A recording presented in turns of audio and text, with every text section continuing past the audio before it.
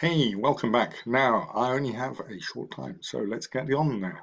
So now that we have our open data set, we need to start using SQL commands. To do that, we're going to use Microsoft Access. If you don't have Microsoft Access, you can also download LibreOffice Base, and that will do the same. So to get Microsoft Access, I'm going to search up Access, A-C-C-E, Access 2016. There we go.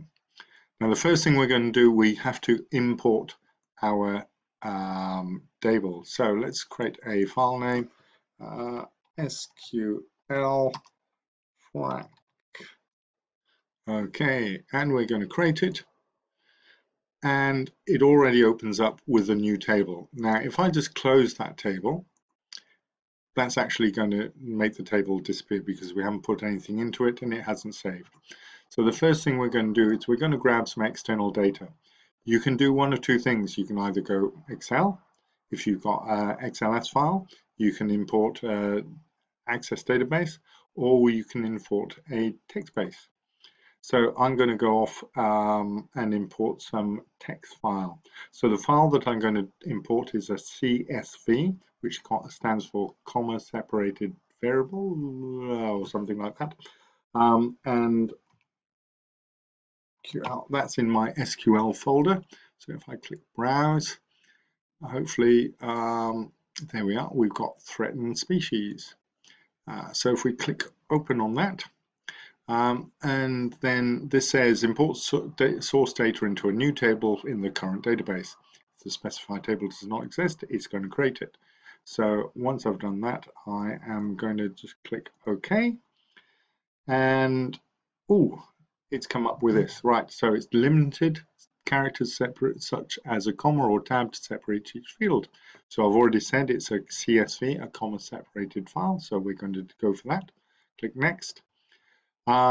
Next, it's going to be what's the delimiter? It's going to be a comma. And also notice here, first row contains field names. Now it's come up with a warning saying the first row contains data that it can't access. So the wizard will automatically, Access is clever enough to sort that out. So we've done that. Oh, do you notice that everything's got quotation marks around it? So that's because under the text qualifier, we've got double quotes. So we're going to select that, and that gets rid of all the quote marks. Click next. Now this screen is asking us what type of data do you want. So this is quite interesting because short text is good for most of the fields. Short text for that one. There. Now underneath Act, unfortunately, if I hold the Shift key, no, it doesn't allow me to do that. So basically, this is a Boolean value here, so it should be a yes/no thing. And if we click on there, yes/no. So I'm going to go along there, go yes/no, etc., etc. And now you're going to have to select each one of these rows because these are Boolean values and do it there. I'm not going to bother because you guys can do that. I'm going to come along list Sprat taxation ID, taxon ID.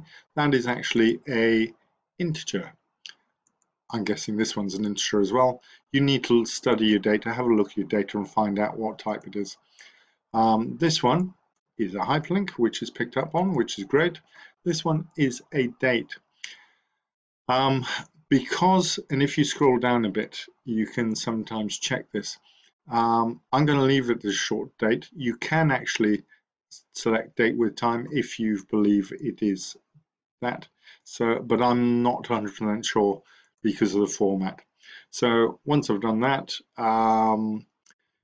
there is a primary a primary key, which is that scientific name, and that will be a column that it's going to sort on. It cannot have any duplicates. So I don't believe there are any duplicates in here, and click next. If there are, or if you're not sure, just say let access add primary keys. And that'll add an extra column starting in 1, and off it goes. In fact, let's do that. Click next. Let's call it that. And I'm not going to get access to it, analyze it, because I'm just going to use SQL. All right, so save important steps, new, bum, bum, bum. Now we've got two tables created. The first one is the data that we've wanted. Now notice that the first two columns, these are the ones that I said yes, no. Okay, a no value is 0. A yes value is actually -1. So that's all right, that's cool. The rest of them I didn't import as Boolean because there are lots and I haven't got time, so we won't worry about that. The second table is actually a list of import errors, and even though these are import errors, they're not serious import errors. Sometimes you find that you do have import errors and they affect the data. These ones don't. I've checked this before, so I'm just going to delete it. There. Okay, so the next thing we're going to do, we're going to go in and create a SQL thing. But however, I'm going to save that there and upload it like that.